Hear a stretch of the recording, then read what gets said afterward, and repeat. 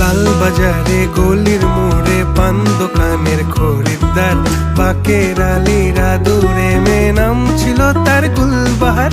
লাল বাজারে গলির মোড়ে পান দোকানের খরিদ্দার, বাকের